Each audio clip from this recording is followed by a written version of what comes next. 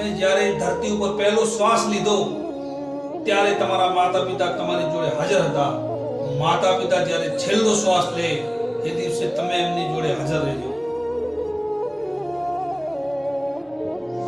માની મમતા અને બાપની ક્ષમતાને જ્યારે દીકરો સમજી જાય છે ત્યારે સ્વર્ગને પણ ધરતી ઉપર ઉતરવું પડે છે.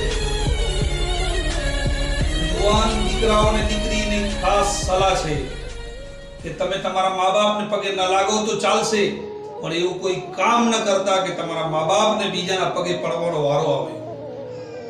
અગર મારો આ વિડિયો તમને સારો લાગ્યો હોય તો શેર, લાઈક અને કમેન્ટ કરજો અને મને સપોર્ટ કરજો અને મારા પેજને ફોલો કરજો. ધન્યવાદ.